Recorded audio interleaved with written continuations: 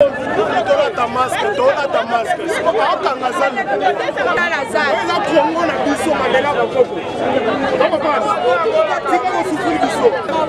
tu n'es pas un bon citoyen.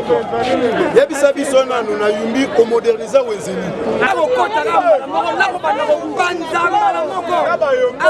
même pas une stratégie sur le peuple congolais.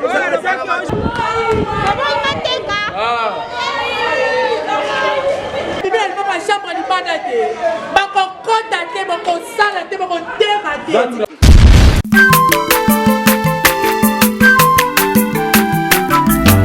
Aza mwana moto te po akosangai abongwani pete po awangata nzambe ya le nazarien, le nazarien, le nazarien, le nazarien. Atako bapakolaki mafuta na mosakolimo lelo ya yo bolingo ebateli le Nazareth lipamboli oyo emonanaka tempeni mama kandi elobi kolaki mapapu masopi mafuta tokokisikana olongo na nzambe oyo babenga na makomi Jésus.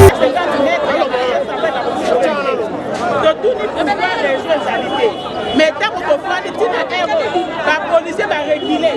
La personne a 50 mètres, la commune a niveau du marché. La douane va fouiller. Mais tout ce qu'on a 4 heures, la police va fouiller. Wakadi nous fait fouiller. Donc on est battu. Il y a un gouverneur mobile. Et là, on a une habitation nasale. Gambé la zone, on a un côté. Maintenant, Gambé la zone, on a confus d'été. Donc quelqu'un qui confinement, on peut donc donc il nous a dit. Pour toi, couper de mon unité. Là, on va tout le monde couper le corps, on est dans là. Et donc on va faire ta masque, ta masque. C'est pas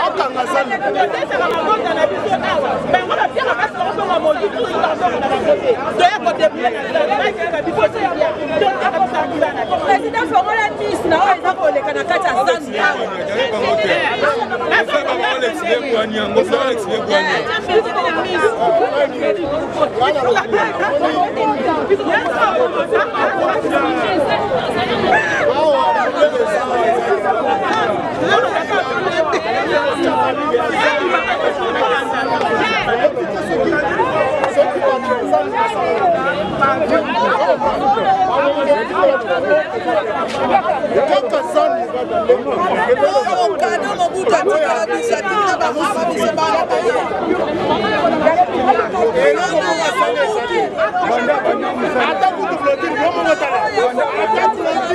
Attends clôture à Bobo 600.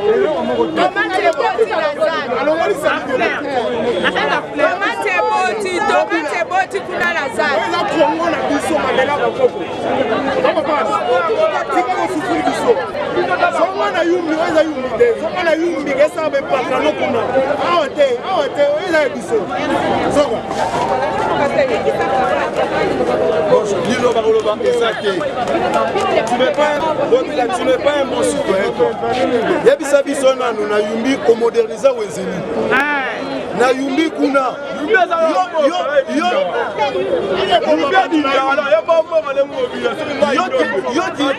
gouverneur na yo.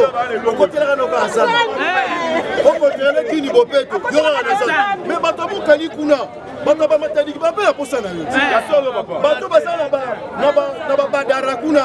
Kecha ba kini bopeto kuna.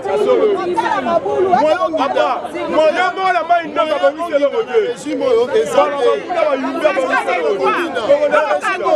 Onginda te pa bakokanga yo. Eza régime osala na rojete. Poso le konginda wa bato baleka. Ko régime tout au moins ezate. Ke moderniser pe ba wonje kuna kota ba mokali.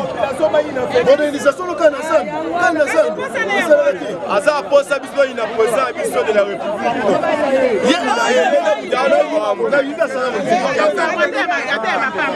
Mais la maman Kali ne va pas la posa.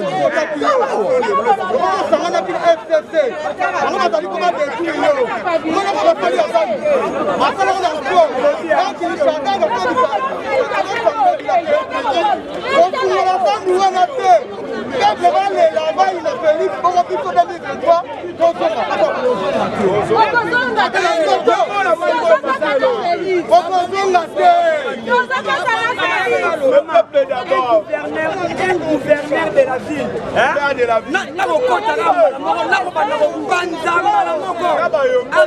Même pas une stratégie sur le peuple congolais.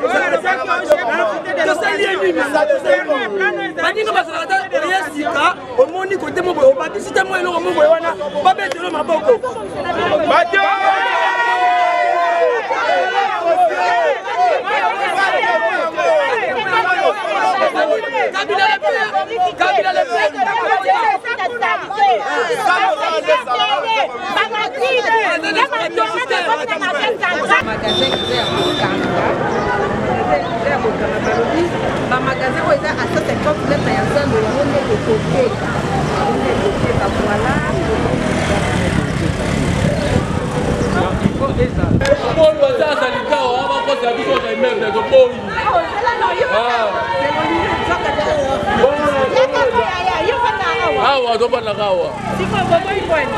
Depuis qu'on a confiné, on proposé de mais toi, on a la salité, mais la salité.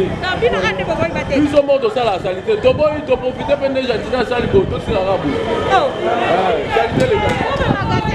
magasin pour moi, magasin pour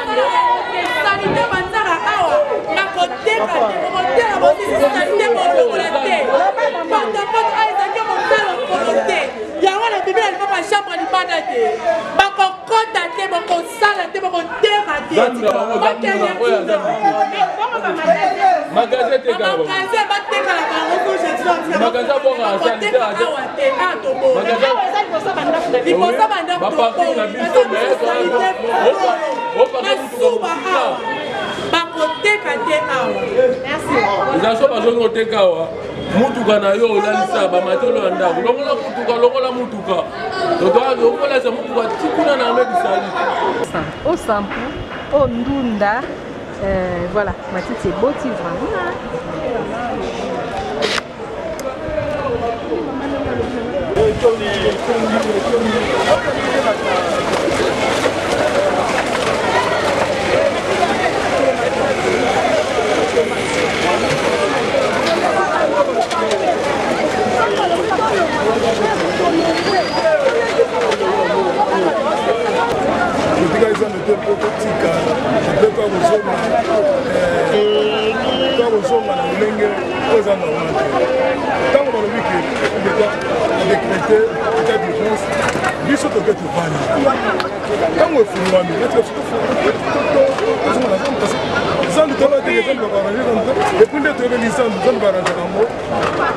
partiellement, par jamais beaucoup de gens déstabilisés par tout. Et puis, ils ont tout d'abord société ou l'équipe société, nous sommes dans la ville de Kinshasa. Il y a un marché central.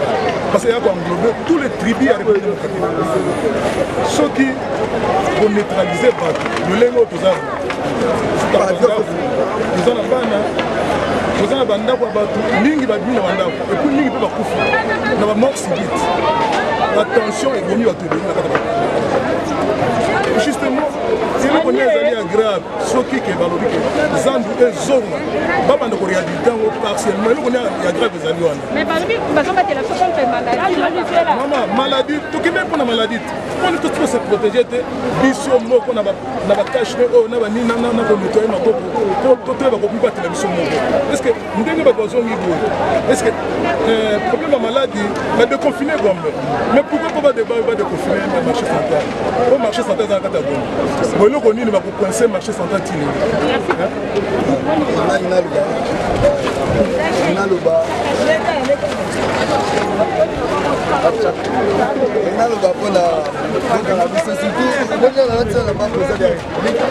parce que biso totala nde papa na biso papa Félix papa tala bana na yo toza kosa bapaffion makambo nyonso fo ezonga parce que tokokoka te zandi bakabola facture ezala te ezopesa biso mpasi bagaranti se singa makapoka otokuka susi na biso eza bafongola zambi mobimba parceke eza na kati ya gombe daye balobi efungwami seke ezambi mpe efungwami susi na biso kaka yango tona mingi oloba su te si tolobi trop susi na biso eza papa azala na susi na biso teke chef de l'état ndako totala kaka papa oyo aza liboso bato tu batike wana sa papa atuka papa yoka biso mawa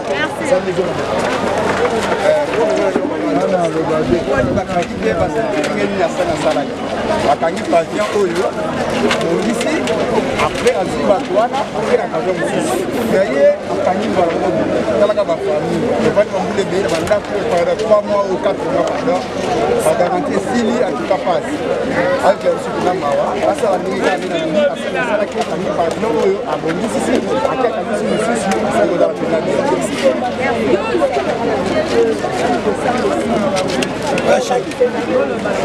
ya kobakisa ezali kaka te tomoni balobi gombe badekofini yango so nous comprenons pas pourquoi zandu bakanika si ya quelque chose il faut population ayeba toyebi eloko mote si marché central na biso balobi eloko te bakangaki po confinement bon badéconfine toyebi te baokangaka zandu pourquoi si ya quelque chose faut toyeba quand même toza surpris tozoyeba te bapolisier baza wana moye tokota na zandu eza te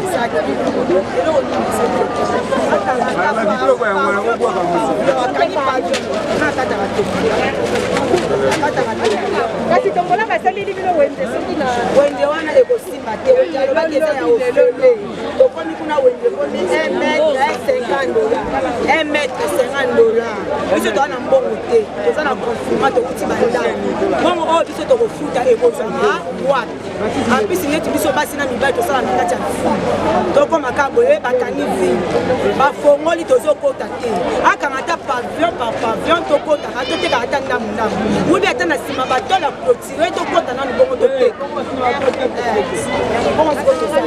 ki tozoteka lisu te na miniti oyo toana mbongo nanu te toyeka kowelela baplasi na biso ya koteka nanu tozwa na baplasi eza ya kowelela baba kuna na kati mpe bafongoli bateka awa te baba kokota yango tokanga me na miniti oyo toza banyongo ya bafika po toyebi te kuto kobanda koteka te donc bongo nyonso tozaki na susi na jana kaka bao batekaka kuna na kati bazonga biso totika awa bateka ana bakatiki ate pasi baplasi na bango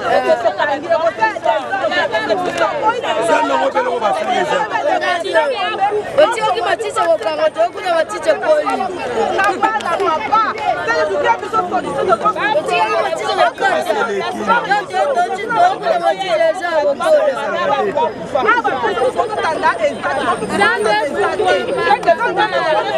otiaki matiti ya kokata tokuna matiti eza kokola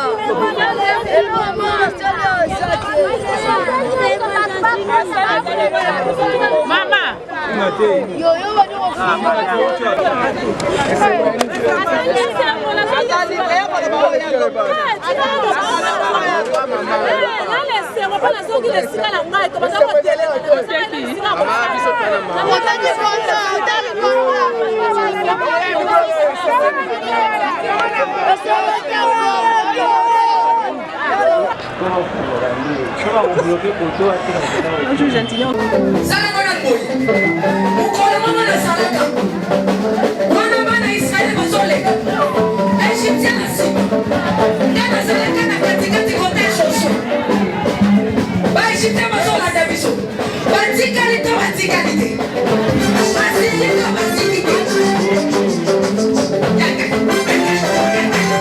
loba satana aza na baproblème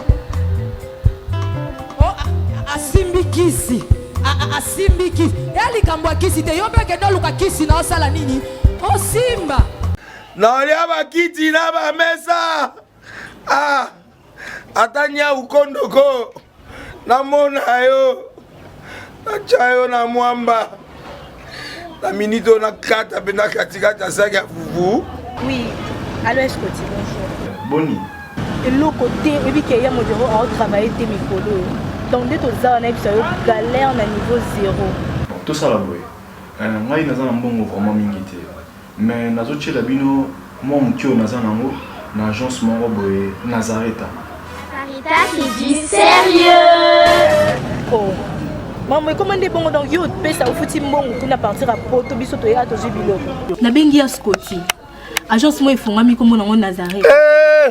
Na kufie. Agence lisusu. Ndeke sa su mulongo kuna.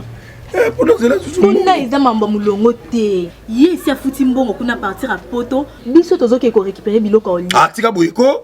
Yeso mona makamba bongo na monte. Bat papé si mbongo kuna biloko récupérer biloko oli na agence. Ezalaka.